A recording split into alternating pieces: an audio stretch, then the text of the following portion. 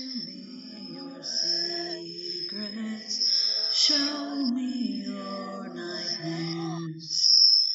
All cats are gray in the dark, dear, whether or not you dare.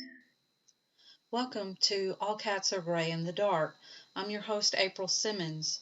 This podcast contains true cases of graphic violent crimes and other stories of a dark nature.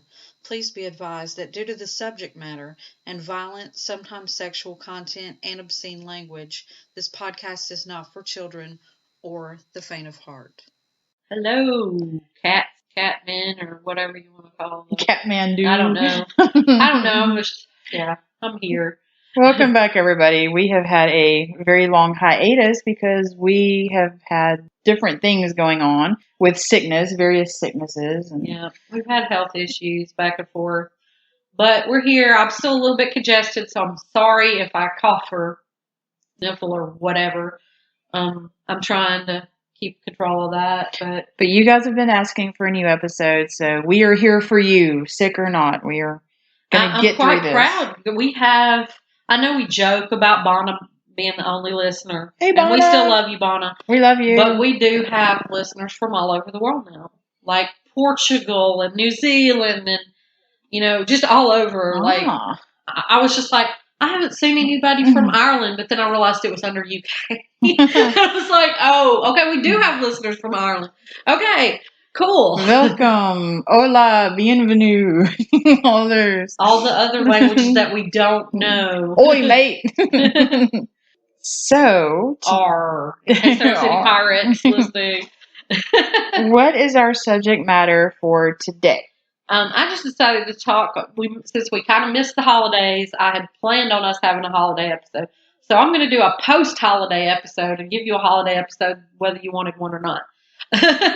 And we're just going to talk about, I'm going to call this the ghosts of Christmas past, just bad Christmases. Or Christmas it is now in the past, so yes. It totally fits. But I mean, just in past in general, like all years past, yeah. Right? And talk about some of our worst or best Christmas memories, I guess. God, mine are going to take forever. You go on and tell yours, I guess. I don't really have any bad Christmases. I was raised by my grandmother and my aunt, my grandmother's favorite holiday was Christmas, so she always went all out and made sure that I had an amazing Christmas, and I always did. Lots of Star Wars Millennium Falcon and things like that, Anything I wanted, it was under the tree for me. So yeah, a lot of great Christmases. The only bad thing about Christmas to me now is my grandmother passed away on my 21st birthday, and all the Christmases since then have been bad because her house was sold. Her house was sold, and all of her Christmas decorations were sold with it. And so I don't have anything to remember her by from her Christmas decorations. And so every Christmas, that's the one thing I think about was I wish that I had some of her decorations to remember her by. So it kind of gets a little sad for me at Christmas remembering her because I wish, one, she was still here, and two, that I had at least one decoration of hers to put up. Well, I think you had told me something about a sweater story or something too. Oh, that was me being a complete bitch when I was a teenager. I wanted a black sweater because I was all goth and everything, and her already being elderly, she got me a black sweater, but it looked like something an elderly woman would wear, and I got kind of upset about that. And I feel terrible about that now because that was just me being a spoiled brat. Well, for me, my parents were terrible at Christmas. I don't know why, because my mother and I are actually... You just had terrible parents. Yeah, general. I do have terrible parents, but they were just awful about Christmas. We usually didn't get anything we asked for. Like, we could give them a list of dozens of things and get nothing from it. Like, nothing. Like, just, they were that fucking terrible at it. And I hate to say that because I do love my mom. And with my mom and I have a lot in common. My mom would give me books, which I love to read. Oh, sure. And I enjoyed the books, but I didn't usually ask for the books either. So that was like the only thing that I really enjoyed is my mother would buy me usually Nancy Drew books. I was really into Fantastic. the mysteries and stuff like that. And then from there it grew into Stephen King from there. But no, I would ask for. I remember there's some specific things that I asked for. Like I asked for the Operation game when I was little. I never got that. Yeah, that was fun. You never got it? Oh, I I asked had for that. a Light Bright because my neighbors had it and I loved it. I asked for that and did not get it. I did not get it. Yeah. And now it's different. I prefer the old school, the one that was around when we were little kids, the new Light Bright, which is what I got my daughter for Christmas a couple of years ago. It's not the same. It's not near as fun. And then when I got into my teen years, I asked for like a small TV in my room. I didn't care if it was used, black and white.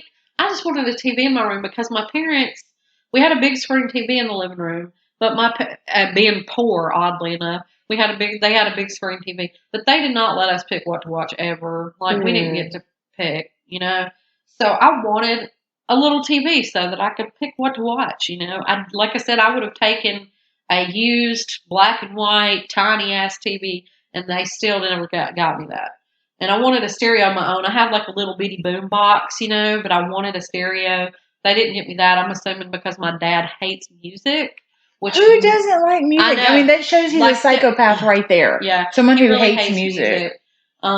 There's a few things that he'll listen to, but it's very specific. Like, he likes cowboy music, like Sons of the Pioneers, that kind of stuff.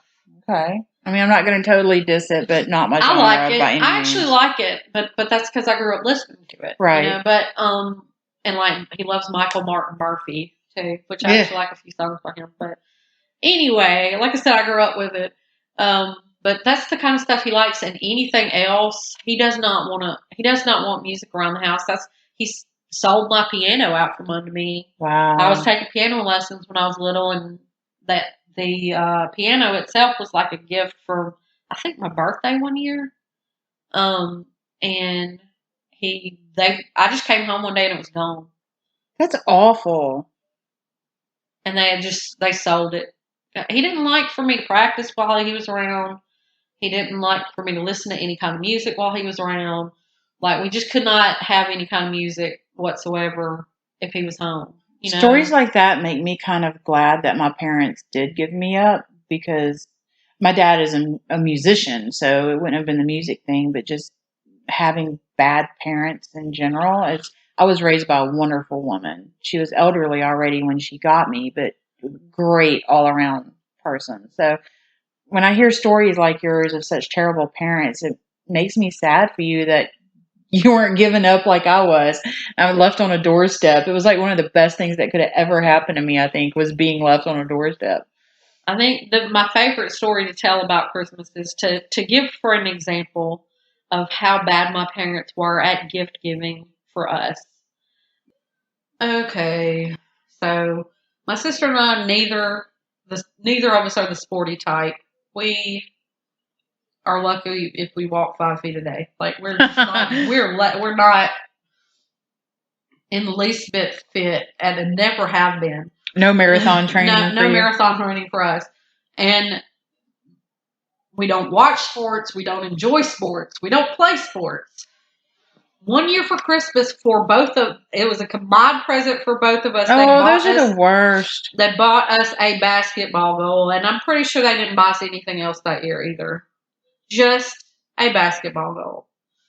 And my dad installed it in the backyard with a little bit of concrete to hold the post up, but no actual court to bounce a ball on or anything. It was just grass in our backyard. That's awful. And they also put a badminton net back there too.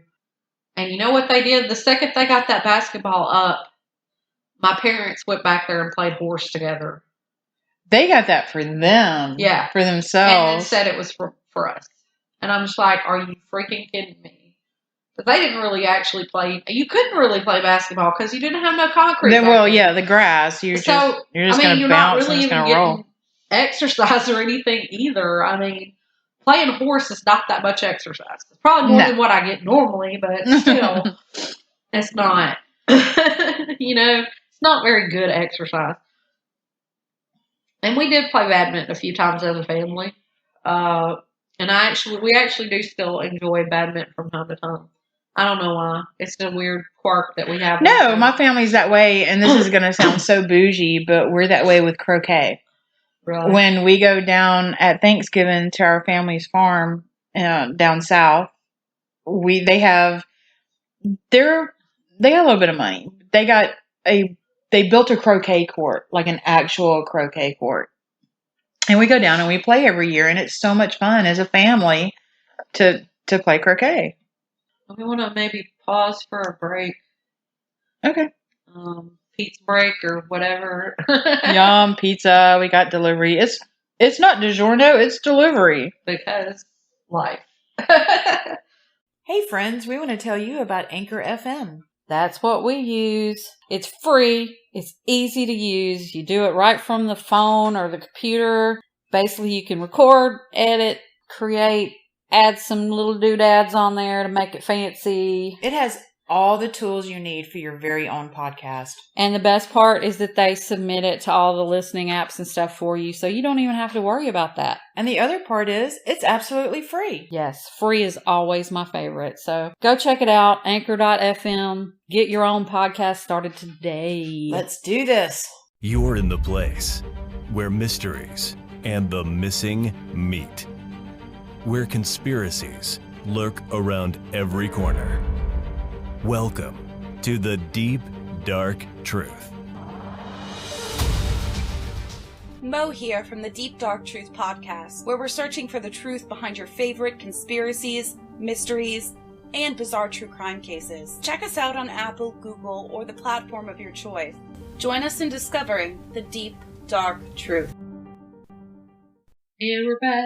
Welcome back, everybody. Okay. Let's continue on the rabbit hole that is my family. But how does that make you feel? Still bitter. Yeah, like, sure. I'm honestly still bitter. I'm like, I gave an operation.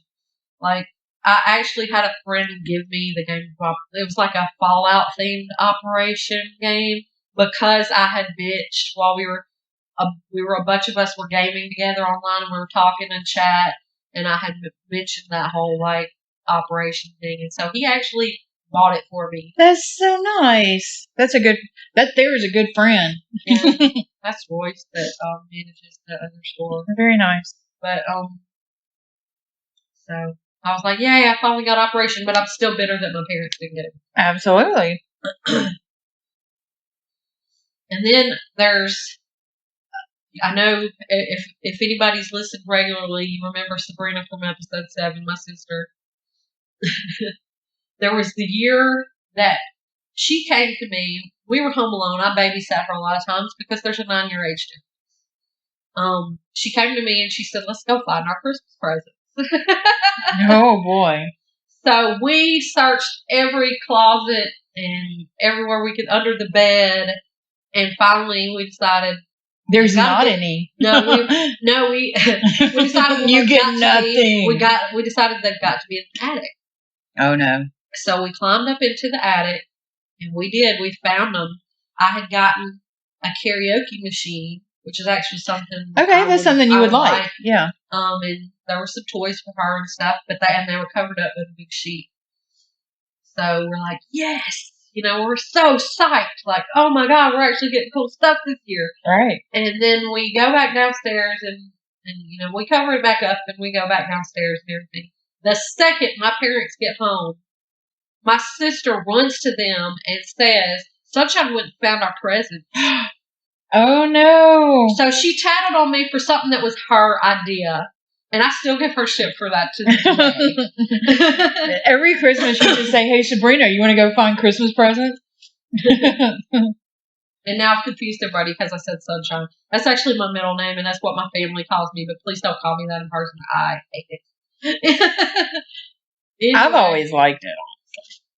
Everybody's like, were your parents hippies? And I'm like, no, they weren't. I don't. They weren't in the least little bit. That's why I don't understand where you got your middle name from. My dad, they're two different stories. My dad says it's from the character from Hee Haw, Sunshine Corn Silks. Okay. It's the really pretty hot chick that was on Hee-Haw. Anyway, That is that's so what redneck. my dad said. Okay. My mom actually was, at the time, I think while she was pregnant, she read a book about a miracle baby named Sunshine. And there was even like a TV movie out. I was going to say, have you ever found that book or? I've looked it up. It does Okay. exist, and there was a TV movie based on it and stuff. Okay. So my mom says that's where the name came from. I don't know. Okay. But so my sister tattled on me, and they told us they were going to take all our presents back, and of course they didn't. We actually did get them, and that was probably the best present-wise that we got. And my dad was always threatening to cancel Christmas because my dad has seasonal depression. I guess because his family was shitty. And he goes through, he's a freaking bipolar roller coaster during the holidays. He can be up one day and bring home candy and stuff for us and be happy and excited about Christmas and singing and dancing and whatever. And then the next day be like, I'm going to fucking shoot Santa out of the sky before he gets here. Santa must die. No, he literally, every year at least once, threatened to kill Santa. He made Sabrina cry. I was like already at the point that I knew the truth. But he made Sabrina cry a few times when she was real little. Well, yeah, if you tell a little kid that still believes in Santa that you're going to kill Santa. Yeah, he's like, I'm going to shoot Santa out of the sky before he can bring you presents. Wow. Yeah. He would tell us that kind of shit. And so I'm going to wrap this up, I think, by telling, or at least on my part, by telling the best Christmas that we ever had. Yay! And on a good note. My dad committed himself to the mental hospital during the holidays. Fantastic. It was so motherfucking quiet at our house. It was the best time of my life. That was a gift in itself. It was the best Christmas present. Yeah. Like, I was used to walking on eggshells with him because he'd get pissed at me about stuff that I didn't even do. Like, he would drop and break a jar of pickles on the floor and blame me and make me clean it up. Yeah. You know, like shit like that. So it was constantly walking on eggshells and trying to avoid him all the time at home. So he was gone for like, I think a week and a half or something. It was the best. It was so damn quiet. It was us and Mom. We watched TV. We ate dinner. You know, it was just so peaceful and quiet and like a real family. You know, it was like not a bunch of drama all the time. And like, honestly, that was just the best Christmas that I had. But he came back like right after. He broke out. He busted out of the mental institution. He's the one that he committed himself. But once you do that, though, you cannot leave. I don't know how it is in other states, but in this state, you can commit yourself with no problem, but you cannot leave until a doctor releases you. Well, it's because with him, he was suicidal. And he had threatened to kill somebody.